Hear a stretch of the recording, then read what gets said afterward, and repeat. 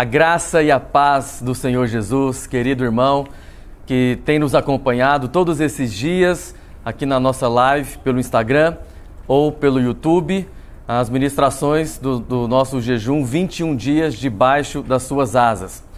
Você sabe, a nossa oração nesses dias é que o favor de Deus possa ser multiplicado sobre a sua vida.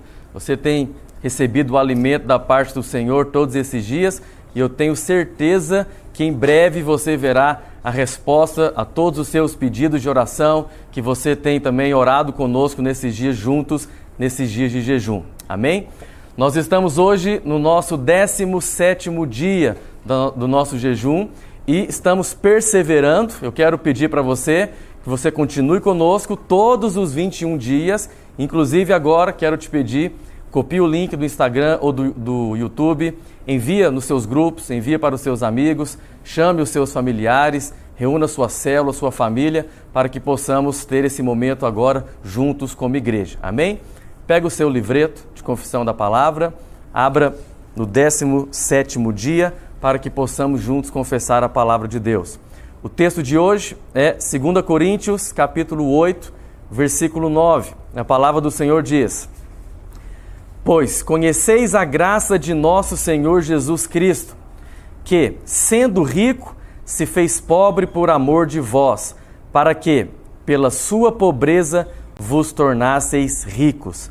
Então essa é uma realidade da nova aliança para nós. O Senhor se fez pobre para que nós nos tornássemos ricos. Amém? Vamos confessar isso? Quero pedir para você, aí na sua casa, se for possível, erga suas mãos, feche os seus olhos e diga assim após mim: Eu conheço a graça de Deus, que foi manifesta na cruz do Calvário. Por meio dela, eu recebi toda a riqueza dos céus, toda a minha pobreza, fraqueza e impotência foi colocada no Calvário. Na cruz do Calvário, o Senhor colocou em mim a sua riqueza, força e poder. Diga assim: eu sou abençoado, fortalecido, guardado e muito amado por Deus. Aleluia. O que é que eu quero te pedir agora? Você viu que esse texto é uma promessa, uma realidade a respeito da provisão financeira de Deus nas nossas vidas.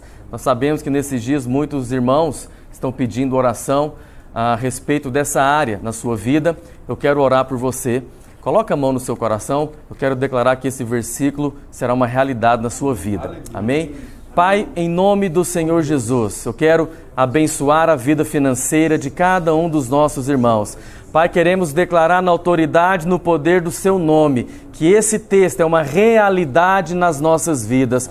Tomamos posse desse versículo agora em nossas vidas. Pai, a palavra diz que o Senhor se fez pobre para que nós nos tornássemos ricos. Pai, eu quero declarar provisão financeira na vida dos meus irmãos. Todos aqueles que estão nesses dias orando por uma causa na justiça, declaramos que será desembaraçado. Aqueles que estão, ó Pai, orando por uma porta de emprego, declaramos que essa porta vai se abrir nessa semana na vida dos nossos irmãos. Ó Pai, abençoamos os nossos empresários, abençoamos cada irmão, profissional liberal, declaramos provisão financeira da parte de Deus nas nossas vidas. Pai, no final dessa quarentena, nós testemunharemos a respeito da bondade do Senhor derramado também nas nossas vidas, na área financeira, em nome do Senhor Jesus. Aleluia. Amém? Você crê nisso? Agora nós vamos ter a nossa ministração da palavra junto com o pastor Aloísio. Aleluia. A graça e a paz do Senhor Jesus seja com você, sua casa, que o favor imerecido, a graça de Deus seja superabundante sobre você e sua família. Amém? Hoje é o nosso 17º dia do jejum. 17º dia. Já são 17 dias caminhando juntos na palavra, no Espírito, recebendo o toque de Deus, sendo renovado no nosso ânimo, na nossa fé. Tenho certeza que depois desse jejum, sua vida nunca mais será a mesma, porque algo terá sido acrescentado da parte de Deus. Porque cada dia você tem contemplado algo na palavra do Senhor e tem experimentado o seu milagre e o seu poder. Nós cremos que quem nos guarda é o Senhor. Muitas pessoas, às vezes, vão pensar, não, o que vai guardar é o isolamento, o que vai guardar é a gente fazer a nossa parte. Sempre estão dizendo isso, e é claro que nós vamos lavar as mãos e vamos evitar qualquer coisa contaminada, mas é evidente que quem nos guarda é o Senhor. Hoje nós queremos falar sobre os pensamentos elevados de Deus a nosso respeito. E por que nós precisamos de conhecer esses pensamentos elevados? Para sairmos desse nível natural, superficial, rasteiro e sermos elevados para o nível do Espírito, para os altos pensamentos de Deus. Precisamos ter muito cuidado com meros ensinamentos de homens. A verdadeira mensagem do Evangelho, ela é sobrenatural, é baseada no poder de Deus, não é baseada no que nós somos ou fazemos. Portanto, não tente entender a mensagem do Evangelho de maneira natural. Pastor, o que você quer dizer, com algo natural? Algo natural é você dizer, por exemplo, faça o seu melhor para agradar a Deus e algum dia, quando Deus ver o quanto você é sincero, o quanto você tem se esforçado, então você vai receber a bênção. Isso é ser natural. Sobrenatural, em oposição a isso, é quando você tem ousadia de abrir a sua boca e declarar, eu sou justo em Cristo, e mesmo que eu ainda não veja a justiça dele em mim, eu declaro, eu sou justo. Ele diz que eu sou uma nova criatura, mesmo que eu não estou vendo ainda toda a transformação que eu gostaria, eu sou uma nova criatura. Por quê? As verdades de Deus são sobrenaturais e somente podem ser recebidas por fé. Não é pelos sentidos naturais, mas por fé. Então, meu desejo hoje é que esses pensamentos elevados de Deus possam encher o seu coração. E onde é que a palavra do Senhor nos fala a respeito disso? Está aí no seu livro, você pode ler em Isaías 55, versos 8 e 9. Porque os meus pensamentos não são os vossos pensamentos, nem os vossos caminhos, os meus caminhos, diz o Senhor. Porque assim como os céus são mais altos do que a terra, assim são os meus caminhos, mais altos do que os vossos caminhos, e os meus pensamentos, mais altos do que os vossos pensamentos. Os pensamentos dos homens são naturais e terrenos, mas os pensamentos e os caminhos de Deus são elevados porque são celestiais. Precisamos de andar de acordo com esses pensamentos elevados, esses caminhos mais altos. Mas pastor, eu não sei quais são esses pensamentos elevados de Deus, como é que eu posso seguir por esse pensamento? E também nem sei quais são esses caminhos elevados pelos quais eu devo andar. Então hoje eu gostaria de compartilhar com você alguns desses pensamentos elevados que estão aqui no livro de Isaías, no capítulo 55. Você sabe, nós temos que ser sempre contextuais. Então, se o Senhor está falando aqui de pensamentos elevados e caminhos elevados, é porque nesse próprio texto ele vai nos dizer quais são esses pensamentos e quais são esses caminhos. Então, se você quer aprender comigo, vamos lá para Isaías capítulo 55 e vamos ver cada um deles. Primeiro, já está no versículo 1, Isaías 55, 1. A todos vós os que tendes sede, vinde às águas, e vós os que não tendes dinheiro, vinde, comprai e comei. Sim, vinde e comprai, sem dinheiro e sem preço, vinho e leite. Comprar, quando se tem dinheiro, é algo que qualquer mente natural é capaz de entender e conceber. Mas comprar sem dinheiro e sem preço, meu amigo, isso só pode vir do céu. Isso não existe aqui na terra. Ok? Então, isso nos lembra o quê? De que isso nos fala? Comprar sem dinheiro. Comprar sem dinheiro. As duas coisas se contradizem, né? Se é comprar, precisa de dinheiro. Mas eu não posso comprar sem dinheiro. Mas aqui estou dizendo, venha comprar sem dinheiro, porque também o preço você nem é capaz de entender tão alto que é. Então venha para receber de graça. Em outras palavras, o texto está falando da graça de Deus. Eu quero dizer que o caminho elevado de Deus, o pensamento elevado do céu, é a graça. A lei é o caminho do homem natural, mas a graça, o favor imerecido, é o caminho elevado de Deus. A lei, o que é lei? Lei é: eu mereço, eu vou pedir agora e vou receber. Eu cumpri a minha parte, eu obedeci os mandamentos, então agora eu estou qualificado para receber. Isso é a lei. Agora, eu desobedeci, então eu vou receber o castigo. Eu errei, pisei na bola, então a maldição virá. Isso é lei. Você sabe? Comportou bem, é abençoado. Comportou mal, é amaldiçoado. Isso qualquer ímpio entende, porque é terreno. O ímpio entende as coisas da terra, mas a graça é algo celestial. É onde abundou o pecado, superabundou a graça de Deus. Está entendendo o que eu estou dizendo? Isso é elevado. É tão elevado que o homem natural não entende. E eu vou te dizer, o crente também, que vive com a mente natural, não é capaz de compreender essa realidade da graça de Deus. Porque, segundo a lei, tudo depende do homem. Tudo depende do seu esforço, da sua obediência. Entendeu? Então, o homem natural está sempre tentando pagar pela bênção. Mas segundo a graça, tudo depende de Cristo e do que Ele realizou na sua obra consumada lá no Calvário. E o convite do Senhor é: venha desfrutar da graça. É de graça, sem dinheiro e sem preço. Pastor, não consigo entender por que tem que ser de graça. Vou te explicar, é muito simples. É de graça porque você é tão pobre que não poderia pagar. E é de graça porque Deus é tão rico que Ele não precisa de vender. Está entendendo o que eu estou dizendo? Por isso, Ele nos dá. A graça sempre dá. A graça comunica, mas a lei sempre exige. Ok? Então, você entendeu agora que um crente ele pode estar vivendo no tempo da graça, mas ainda com a sua mente, com o seu estilo de vida debaixo da lei. Quando é que acontece isso? Quando ele vive debaixo constante de uma sensação de exigência, de demanda, uma sensação de que está em débito com Deus. Isso é viver na lei. Quando nos sujeitamos à lei, quando vivemos nesse princípio de vida, invariavelmente nós caímos no pecado. Por quê? A força do pecado é a lei. Mas se nós estamos debaixo da graça, o pecado já não tem domínio sobre nós. Lembra disso? A essência da lei é demanda. A essência da graça é suprimento.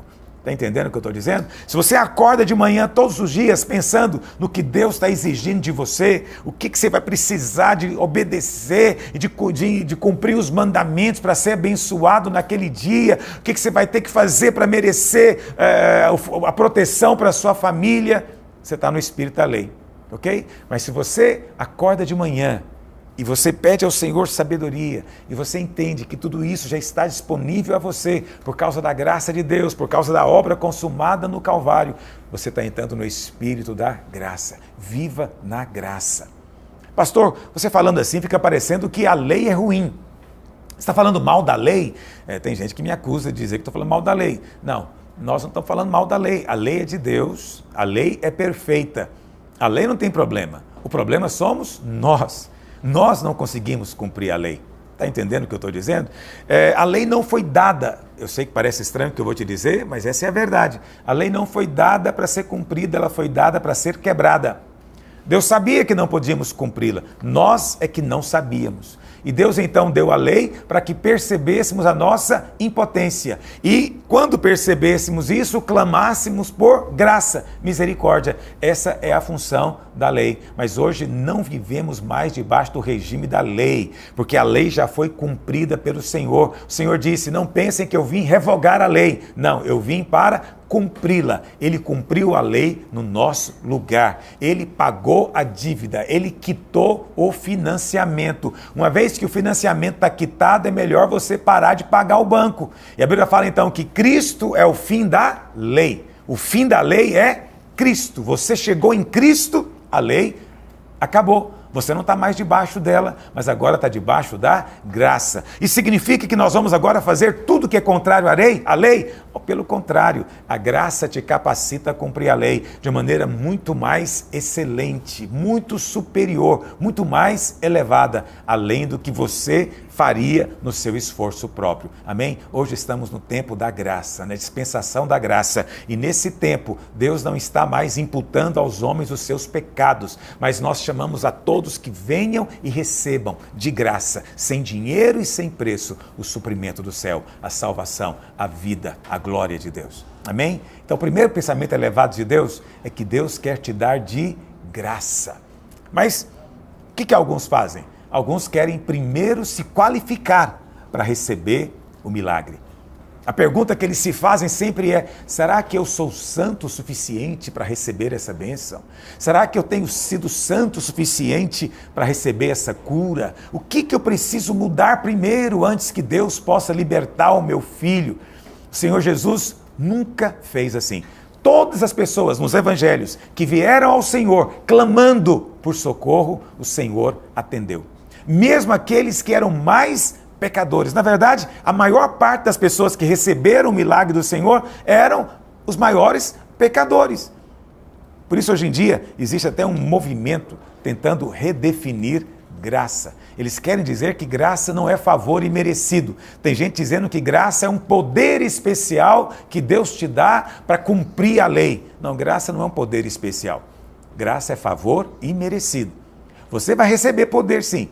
O Espírito Santo vai entrar em você e vai ser poder. Mas o que você recebe é por graça, não tem nada a ver com as suas obras. Lá em Romanos 11:6 diz: se é pela graça, não pode ser pelas obras. Do contrário, a graça não é graça. Graça é favor imerecido. Amém? Esse é o primeiro pensamento elevado do Senhor que está aqui no texto. Vamos para o verso 3 agora. Qual que é o segundo pensamento elevado? Inclinai os ouvidos e vinde a mim. Ouvi e a vossa alma viverá. Porque convosco farei uma aliança eterna. A aliança eterna é a nova aliança. A velha aliança não era eterna, ok? Ela caducou, ela teve fim. Mas a nova aliança, aquela que o Senhor pegou o pão e o cálice e disse a respeito do pão: este é o meu corpo, e a respeito do cálice: este é o sangue da nova e eterna aliança, ela começou, mas nunca vai terminar. Ok? A nova aliança é a aliança eterna. Então esse texto está falando da nova aliança. E essa nova aliança consiste nas fiéis misericórdias prometidas a Davi. Uau, aqui agora tem uma informação que você precisa ter. Pastor, eu não sei de que está falando, não é? Que fiéis misericórdias são essa? Então, primeiro você ouviu que você vem às águas e você bebe e você come sem dinheiro e sem preço. Agora que está dizendo que você se tornou participante de uma nova aliança. E o conteúdo dessa nova aliança são as fiéis misericórdias prometidas a Davi. Muito bem, para você compreender isso, eu tenho que te contar um pouquinho de história. No Salmo 89, Davi fala a respeito dessa aliança que foi feita, e lá em 2 Samuel capítulo 7 também, diz a Bíblia, que um dia, Davi já era rei, e ele levantou de manhã, e ele disse: poxa vida, eu tenho um palácio para morar, todos os habitantes de Jerusalém têm uma casa para morar, e Deus mora numa tenda, porque naquela altura o tabernáculo, né, era apenas uma tenda. E ele então falou: vou fazer uma casa para Deus. E a Bíblia fala então que naquele mesmo dia, ele nem tinha falado ainda com ninguém. Naquele mesmo dia, a Bíblia fala que Deus veio e falou com o profeta Natã. E disse para Natã: vai lá e fala para Davi. Falar o quê? Natã disse para Davi, o Senhor dizendo: Davi, algum dia eu disse para alguém que queria uma casa? Algum dia eu deixei passar a insinuação que queria que alguém me fizesse uma casa? Nunca disse. Como é que você descobriu, Davi? Essa é a preciosidade do coração que experimenta a graça. Ele consegue perceber o coração de Deus, mesmo quando Deus nem falou ainda. Deus não tinha falado, mas ele percebeu o íntimo de Deus, percebeu o coração de Deus. Aí o Senhor fala para ele: olha, não é você que vai fazer casa para mim, eu vou fazer casa para você. E o Senhor falou o que para ele? O seu trono nunca vai ter fim. Virá um dentre os seus descendentes, que o trono dele vai ser eterno, e ele será da sua linhagem, linhagem de Davi. Por isso Jesus é chamado nos evangelhos muitas vezes de filho de Davi. Os judeus sabiam que o Messias que viria seria um filho de Davi, um descendente de Davi, um renovo do tronco de Jessé. Jessé era o pai de Davi. Ok? Então isso é uma coisa muito preciosa. Quais são as fiéis misericórdias prometidas a Davi? Eu vou te dizer em poucas palavras. Qual que é o conceito natural do homem? É que o pecado cancela a promessa. Mas o pensamento de Deus é que a graça será conosco para sempre. E ela nunca será removida, mesmo quando nós cairmos. Essas são as fiéis misericórdias. O Senhor promete para Davi, olha, os seus filhos, seus descendentes, quando eles pecarem, eu vou discipliná-los, mas jamais removerei deles a minha bondade. Vamos ler isso na Bíblia? Salmo 89, verso 28 em diante, tem uma descrição da aliança que Deus fez com Davi, dizendo que o seu trono seria eterno. Por que seria eterno? Porque Jesus, o Rei eterno, o leão da tribo de Judá, o filho de Davi, ele veio e agora ele é o herdeiro do trono e ele, você sabe, não morre, ele venceu a morte, o seu trono nunca vai ter fim. Olha o que diz, Salmo 89, verso 28. Conservar-lhe-ei para sempre a minha graça. Isso aqui é a fiel misericórdia que o texto está dizendo. A graça de Deus nessa nova aliança, ela é para sempre. Está me ouvindo? A graça não é para os dias que você comporta bem. A graça não é para aqueles dias bons que você está nas montanhas. Não, a graça é para os dias maus também que você está lá no vale. A graça de Deus não é retirada de você mais. Você tem isso como um documento, né, da nova aliança. Precioso demais.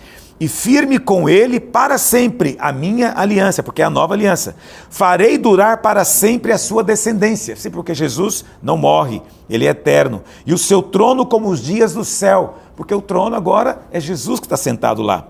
Se os seus filhos desprezarem a minha lei e não andarem nos meus juízos, está falando dos descendentes outros, se violarem os meus preceitos e não guardarem meus mandamentos, então eu os punirei com vara, as suas transgressões, com açoites, a sua iniquidade. Deus nos disciplina. Existe disciplina de Deus na nova aliança, porque nós somos filhos, e não há nenhum que, sendo filho, não venha a ser disciplinado. Mas, olha o que diz o verso seguinte, mas jamais retirarei dele a minha bondade, nem desmentirei a minha fidelidade, não violarei a minha aliança, nem modificarei o que os meus lábios proferiram. Essas são as fiéis misericórdias prometidas a Davi. Significa o seguinte, quando você pecar, filho, o Senhor vai te disciplinar, o Senhor vai te corrigir, mas Ele nunca vai remover a graça da sua vida. A graça vai ser firme com você para sempre, porque isso está de acordo com a aliança que é perpétua. E o Senhor está dizendo, olha, nunca vou retirar a minha bondade. Nunca vou retirar a minha bondade. Nunca vou retirar a minha graça. Nunca. Então você desfruta da bondade de Deus todo dia. Deus não é bom no dia que você é bonzinho. Deus é bom todo dia. Deus é bom no dia da tribulação. Deus é bom no dia da festa. Deus é bom no dia que chora. Deus é bom no dia em que você ri. Em todo tempo Deus é bom. Descanse na bondade de Deus, porque Ele não pode desmentir a sua fidelidade. Se Ele cumpriu, se Ele prometeu, Ele vai cumprir. Amém? Esse é um outro pensamento elevado. Vamos ser francos. Onde você tem promessas como essas? Não é? Onde você tem promessas como essa? Da graça nunca ser removida. Olha, e se a graça nunca é removida, você nunca perde a salvação. Se a graça nunca é removida, você nunca deixa de ser filho.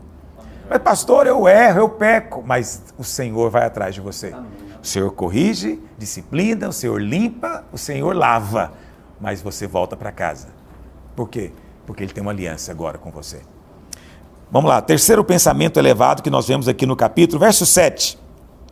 Deixe o perverso o seu caminho, o iníquo os seus pensamentos, e converta-se ao Senhor, que se compadecerá dele. Volte-se para o nosso Deus, porque o nosso Deus é rico em perdoar. Rico em perdoar. Presta atenção. Quais são os pensamentos do homem natural? O pensamento aqui de baixo. É que quando nós erramos, nós temos que nos afastar. Mas aqui está dizendo que o Senhor perdoa de maneira rica e abundante. Esse versículo nos lembra o quê? Onde abundou o pecado, superabundou o perdão de Deus. A graça de Deus. Deus faz isso por quê? Porque os seus pensamentos são mais elevados do que o nosso. A mente natural não consegue entender isso. Entendeu? A nossa tendência é pensar que Deus nos perdoa com má vontade. Não, a Bíblia fala que Ele nos perdoa ricamente. Ok? Tem irmãos que pensam que Deus só vai perdoar e tirar a cara amarrada depois que ele fizer muitos exercícios espirituais, mostrar o tanto que ele está arrependido, o tanto que ele está triste por causa do pecado. Aí pode ser que, se ele sentir muito mal pelo erro, então Deus vai perdoá-lo. Eles não acreditam que Deus perdoa de bom grado, que Deus perdoa com um sorriso. Ok? Mas o Senhor está dizendo, os seus pensamentos não são os meus pensamentos. Os meus são mais elevados do que os seus. Porque assim como o céu está mais alto do que a terra, assim os meus pensamentos mais altos do que os seus pensamentos. E sabe por que o Senhor perdoa ricamente? Ele é rico em perdoar, porque já está tudo pago. A Bíblia fala que Deus nos amou de tal maneira, essa é a verdade última do universo. Deus nos amou de tal maneira que enviou o seu Filho. E lá na cruz, toda a condenação, toda a maldição que deveria vir sobre você, sobre mim, veio sobre Ele. Então agora, diz a palavra de Deus, o sangue de Jesus, Ele nos cobre. E Ele é o fundamento justo pelo qual Deus pode nos perdoar ricamente. Ricamente. Isso é uma coisa tão poderosa. Mas muitos irmãos, eles têm uma ideia de que cada vez que peca, Deus fica irritado com eles. Então Deus até perdoa, mas Deus perdoa de má vontade. Entende o que eu estou dizendo? Talvez você convive com gente assim, né? Você, quando erra com ela até te perdoa, mas ela te perdoa, sabe, com a cara amarrada, ela te perdoa com mau humor. Ela até te perdoa. Eu estou aceitando qualquer perdão, mas preste atenção. O perdão de Deus não é qualquer um. Mesmo que Ele nos perdoasse de cara amarrada, aleluia, obrigado pelo perdão. Mas Deus é tão bom, Ele não nos perdoa assim. Ele não é apenas um salvador, mas Ele é um salvador que nos salva com amor, com alegria. Ele está alegre por nos salvar. Ele é o pastor da 100ª ovelha. A Bíblia fala que, esse é Jesus quem diz lá em Lucas capítulo 15, você pode depois ler a história, que o pastor, provavelmente no final do dia, tinha 100 ovelhas, quando ele contou, faltou uma. Faltou uma, normalmente é a hora em que ele iria sentir falta. A Bíblia fala que ele largou tudo, estava na hora da janta, estava na hora de tomar um banho, ele largou tudo e saiu para procurá-la. Quando ele encontrou a ovelha, o que ele fala para ela? Você, hein, fujona, olha o trabalho que você me deu. Você acha que foi isso que o bom pastor falou? Você consegue imaginar ele voltando para casa? A Bíblia fala que ele pegou ela nos ombros. O que ele falou? Você está gorda, hein, pesada. Olha a dificuldade que eu estou tendo para levar você embora. Por que você faz isso? Entendeu o que eu estou dizendo? Quer dizer, ele é um salvador, mas é um salvador contrariado. E a Bíblia fala então, a Bíblia não fala, mas sabe, eu li um livro sobre o Salmo 23, muitos anos atrás, quando eu era novo convertido, mais ou menos aí uns 40 anos atrás. E nesse livro o autor fala, apesar que eu nunca encontrei nenhuma evidência disso lá em Israel, eu vou em Israel todo ano, mas ele disse que lá em Israel, quando a ovelha fugia muito, o pastor quebrava a perna dela, para ela não fugir mais.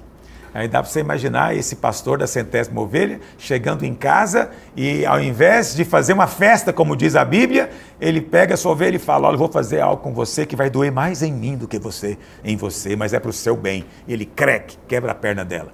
Dá para você imaginar a alegria dessa ovelha de ser achada. Ela preferia ficar perdida. Olha para cá. Esse pastor que eu estou te contando aqui é um pastor segundo o nosso conceito natural. Mas o Senhor Jesus, o pensamento dele é mais elevado do que o nosso. A Bíblia fala que ele saiu à procura, vasculhou, achou, pôs nas costas, levou e quando chegou ele fez uma festa. Ele está feliz de encontrar a ovelha. Ele está contente por tê-la achado. Entendeu? Ele não fica o tempo inteiro lembrando a ovelha o tanto que ela é problemática. Não, ele é um salvador que está feliz em salvar você constantemente.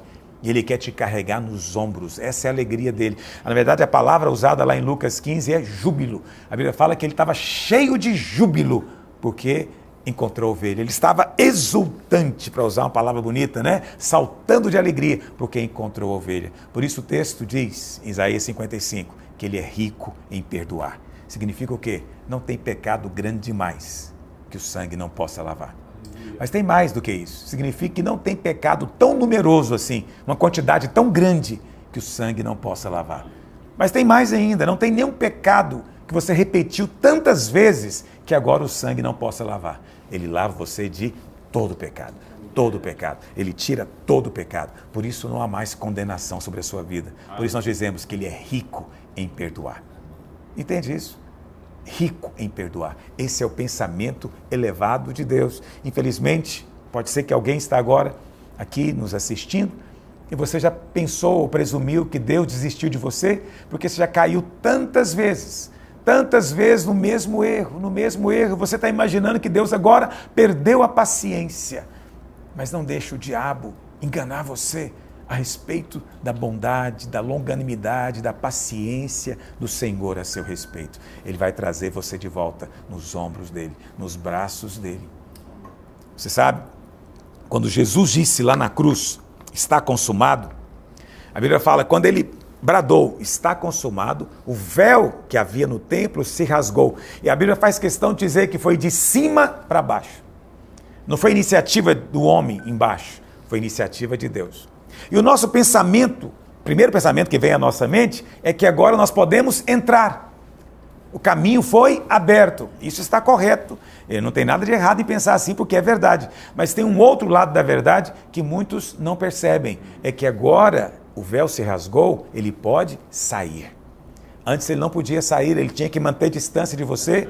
Por que ele ficava lá dentro mantendo distância? Porque a justiça dele, se encontrasse você, iria exigir morte de você. E ele não queria matá-lo, então ele ficava lá dentro. Mas agora o sangue foi derramado, o preço foi pago. Ele não tem mais o que fazer, ele pode te amar e pode te salvar. Então ele mesmo rasgou o véu e ele corre atrás de você. Ele é o pai do filho pródigo correndo atrás do filho. Ele é o pastor da ovelha perdida procurando até encontrá-la. É ele que vai atrás de nós. Nós éramos o cego na beira do caminho. Nunca acharíamos o caminho por nós mesmos. Mas ele veio, ele nos viu, ele chegou, ele nos abriu os olhos, ele nos trouxe para casa. Essa é a graça de Deus. O véu foi rasgado, filho. Seja bem-vindo à casa. Seja bem-vindo à família. O sangue de Jesus já pagou toda a dívida. Ainda que no passado o seu pecado tenha sido tão sujo, tão imundo, hoje você é mais branco do que a neve, aos olhos de Deus. Tudo bem, pastor, mas você ficar pregando que Deus perdoa ricamente, eu acho que isso vai levar os irmãozinhos aí a viver no pecado. Mais uma vez, eu tenho que te dizer, seus pensamentos não são os pensamentos de Deus. Seu pensamento é daqui da terra, o pensamento de Deus é elevado. Os pensamentos de Deus são elevados. Se nós pregarmos a verdade para as pessoas, elas vão tentar viver de acordo com a verdade. Quando as pessoas creem certo, elas vivem certo, porque a nossa conduta é resultado da nossa crença. Se você crê o tempo inteiro que Deus te rejeita, o resultado é o pecado, é você sair da casa de Deus, se afastar dele. Mas se você crê o tempo inteiro que ele está atrás de você, que ele ama você, ele está buscando você, e ele mesmo providenciou um meio para lavar o seu pecado, você não vai correr dele, você vai correr para ele. Amém? Vai correr para ele. A Bíblia fala que aquele que é muito perdoado, esse muito ama.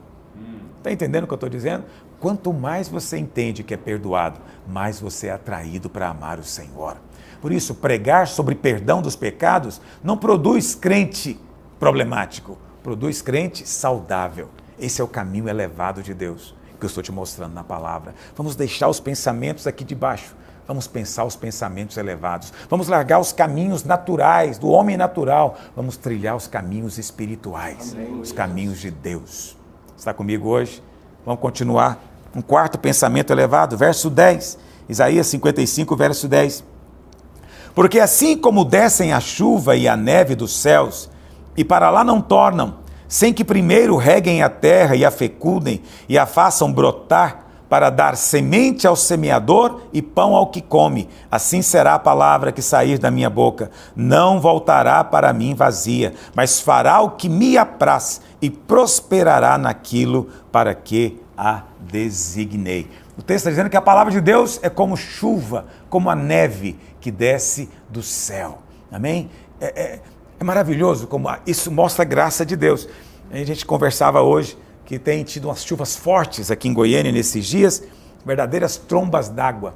Isso acontece muito ocasionalmente, ok? Porque se todas as vezes que chovesse, a água desabasse sobre nós, a chuva não seria bênção. Mas o que Deus faz? As nuvens lá no céu estão carregadas de toneladas de água. Toneladas de água. Mas Deus não derrama isso sobre nós de uma vez, porque isso iria nos destruir. Mas Deus transforma essas toneladas de água em gotas d'água. Gotas d'água. São gotas d'água. É tão precioso, não é? Então, a minha esposa tem uma parte do jardim lá em casa que ela tem algumas daquelas flores. Orquídeas. Obrigado. Orquídeas. E eu fico observando que chove e não cai nenhuma pétala da orquídea, nada, não. E teve essa tromba d'água aqui em Goiânia ontem, e eu durante a chuva estava olhando para a orquídea, não caiu nenhuma pétala. Essa é a maneira como o Senhor derrama sobre nós a chuva do seu favor. Se fosse uma vez, a gente não poderia receber, nossa mente é tão limitada, não é? Mas como é uma gota de cada vez, a chuva vem e nós absorvemos. A palavra do Senhor diz que essa chuva não volta, mas ela rega a terra, ela faz a terra brotar, faz a semente germinar para dar pão ao que come. Você sabe por que você tem pão? Porque houve uma semeadura, uma semente espiritual. Essa é a graça de Deus também. Muitas pessoas encaram a semeadura como um tipo de troca, barganha com Deus. Não é. Semeadura e colheita é um princípio espiritual, uma verdade espiritual que o Senhor deixou para nos trazer riqueza em todos os aspectos. Riqueza na sabedoria, mas também riqueza no suprimento e na prosperidade. Não é? Então a promessa do Senhor é que essa palavra ela vai prosperar. Então faça da sua vida uma semeadura. Semeadura. Esteja sempre semeando. Mas não estou falando só de dinheiro. Semeie também com pão. Então hoje, quando eu estou aqui compartilhando com você, eu estou semeando. Em todo lugar que eu vou, continuamente eu estou semeando. Essa é a palavra. E quanto mais eu semeio, mais o Senhor faz vir revelação e graça sobre a minha vida. Você tem recebido a palavra de Deus nesses dias?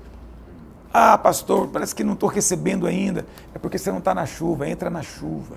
Fica debaixo da chuva. Amém? Há uma chuva do céu nesses dias. Se a sua vida está seca, se o seu bolso está seco, está tudo seco na sua casa, é porque está faltando chuva, você não está debaixo da chuva, vai para a chuva. Pastor, o que é a chuva? É a palavra de Deus, o texto está dizendo. Lá em Deuteronômio 32, verso 2, está aí no seu livro, você pode ler depois, diz assim: goteje a minha doutrina como chuva. Goteje a minha palavra como chuva, destile a minha palavra como orvalho, como chuvisco sobre a relva, como gotas de água sobre a erva. Essa é a palavra que traz refrigério. Essa chuva representa ensino, tá bom? Então a abundância de chuva, na verdade, é a abundância de revelação de Deus, da verdade do Evangelho. Esse tempo atrás, ministrando aqui na igreja a respeito da chuva, o Senhor nos mostrou algo interessante lá em Joel capítulo 2, verso 23, você pode ler depois oportunamente na sua Bíblia. Lá diz que o Senhor vai mandar chuva, temporã e serôdia, ou seja, as primeiras e as últimas chuvas. Nós vivemos nesse tempo das últimas chuvas. Mas o que é precioso é que a palavra chuva no hebraico, ela é moré. Isso é uma coisa interessante, porque a palavra moré também significa professor, mestre.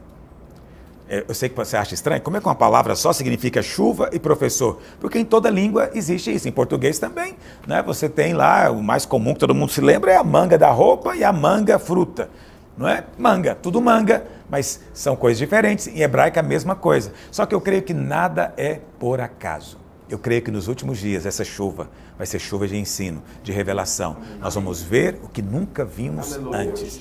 Haverá um abrir da palavra de Deus sobre nós. Amém? Para encerrar, quinto pensamento elevado que o Senhor nos mostra aqui em Isaías, verso 12. Isaías 55, verso 12. Saireis com alegria e em paz sereis guiados.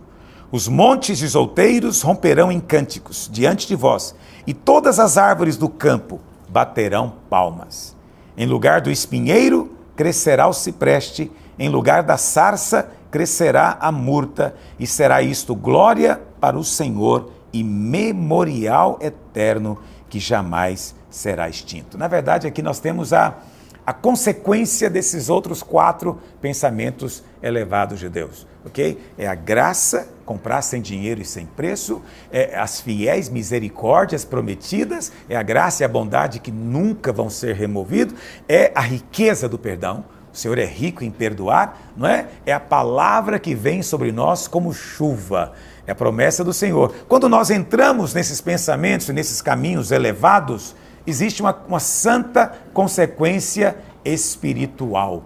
A Bíblia fala que você vai sair em paz, vai sair com alegria e em paz você será guiado. Ok? Verso 12. Saireis com alegria e em paz sereis guiados. Esse aqui é um princípio do Novo Testamento. A paz é o árbitro. Nós somos guiados pela paz. Amém? Deus guia você pela paz que Ele te concede. Então, nós vivemos na paz. Esse é o ambiente no qual nós vivemos. Se em algum momento você perde a paz, consulta o Senhor. O que aconteceu? O que aconteceu? Hoje você é filho de Deus. No Velho Testamento, eles não tinham o Espírito de Deus habitando neles. Mas hoje, no Novo Testamento, todo filho de Deus tem o Espírito habitando dentro de si. E pelo Espírito, nós podemos sentir essa paz que nos guia. Ok? Então o texto diz, olha o que o texto diz em Isaías 55, verso 12. Saireis com alegria e em paz sereis guiados. Quando você é guiado em paz, você sai com alegria. Quem é guiado em paz, sai com alegria. Essas duas coisas têm que encher a vida do crente. Ok? O fruto do Espírito é amor, paz, alegria. O reino de Deus é justiça, paz, alegria. Você é guiado pela paz e sai com alegria. Então, antes de qualquer coisa, perceba a paz dentro de você, filho. Nesses dias de crise, também são dias de muitas oportunidades. Pode ser que o Senhor coloque muitas portas diante de você, mas lembre-se, só faça guiado pela paz. Não seja guiado por nenhum outro tipo de motivação, só pela paz. Essa é a maneira principal como Deus nos conduz, ok? Então, antes de fazer um negócio, perceba a paz. Antes de comprar, antes de vender, perceba a paz. Esse é o caminho elevado dos filhos de Deus. Quando você faz isso, o que o texto diz? O texto diz que os montes e os outeiros se romperão em cânticos. Então, quando você é guiado pela paz, as montanhas começam a cantar diante de você. O que simbolizam essas montanhas? Montanhas na Bíblia sempre simbolizam reinos, lugares elevados, pessoas que ocupam posição elevada. Ok? Isso significa que gente importante ou tida como importante, lugares que você crê que é importante, vão reconhecer mover de Deus na sua vida, a bênção de Deus sobre você. Isso quando você é guiado pela paz e sai com alegria. Outra coisa que diz é também que as árvores do campo baterão palmas. É óbvio que essas árvores aqui estão simbolizando pessoas que estão aí fora, elas vão se alegrar, vão bater palma, porque você se torna uma bênção onde você vai. Você é cheio da alegria, você é cheio da paz que procede do Senhor, onde você chega a um fluir de Deus acontecendo. Amém? Se você passa pelo deserto, você faz dele um manancial. Que coisa preciosa.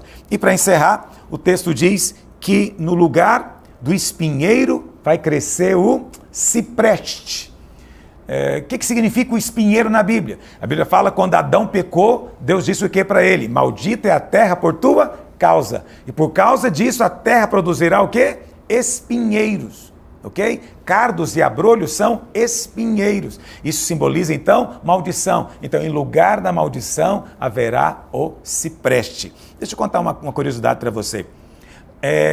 Nos tempos antigos, não só em Israel, mas nos tempos antigos, nos tempos bíblicos, os apriscos, os lugares que as ovelhas eram guardadas, eles não eram cercados com madeira como hoje. Hoje em dia você vai nas fazendas, é tudo cercado com madeira. Naquela época não.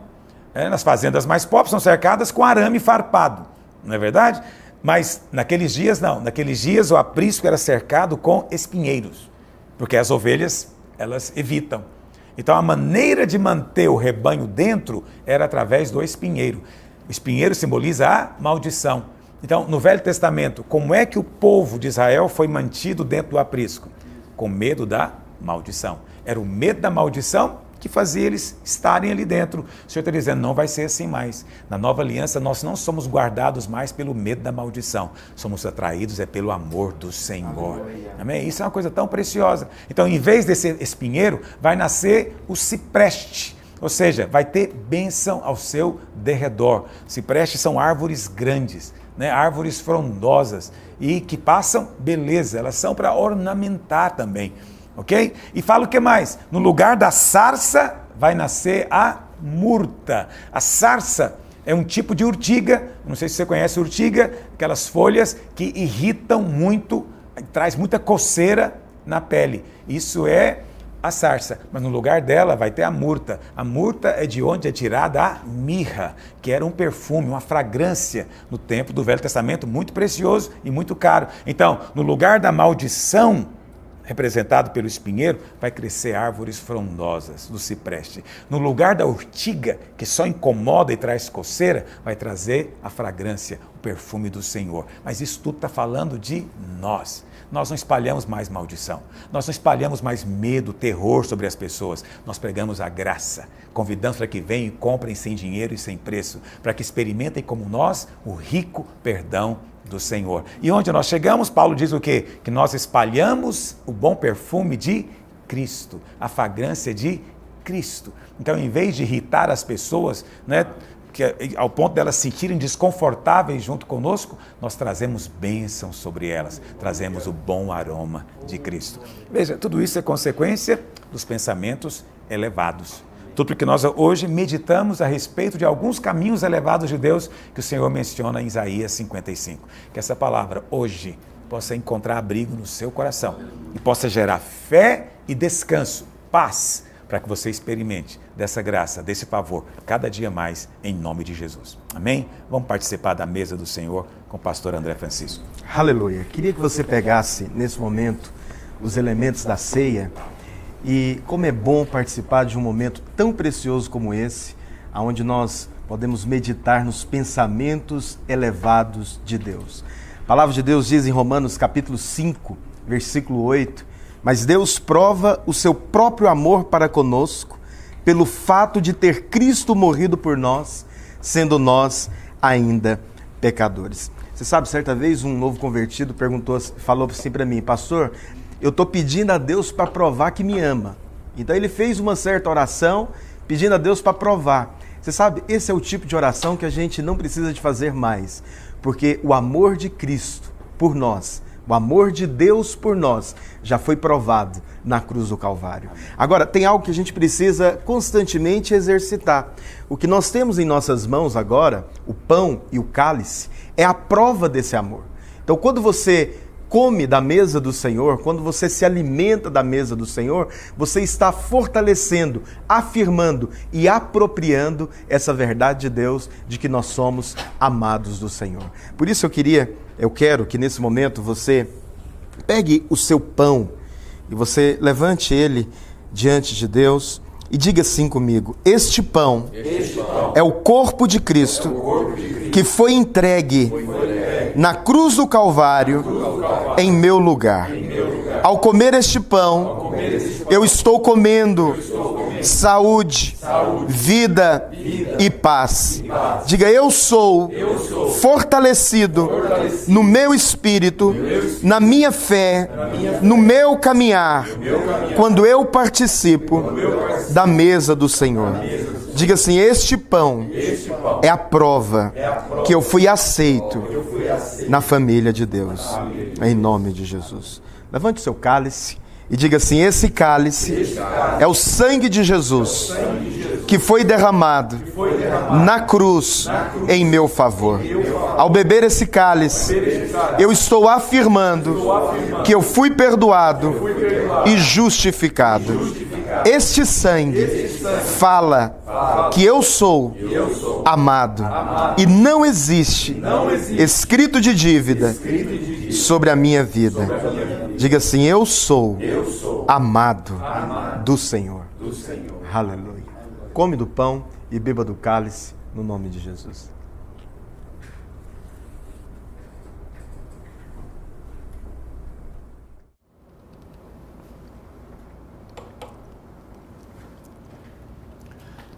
Aleluia. Nós estamos caminhando já para o final do nosso jejum. E eu sei que nesses dias você tem participado da ceia todos os dias. Quero dizer para você que algo espiritual tem sido acrescentado a você. Mesmo que no momento você não perceba, a seu tempo você vai notar. Você tem crescido, tem sido nutrido e transformado pelo pão do céu. Amém? Que a graça esteja com você e até amanhã. Amém.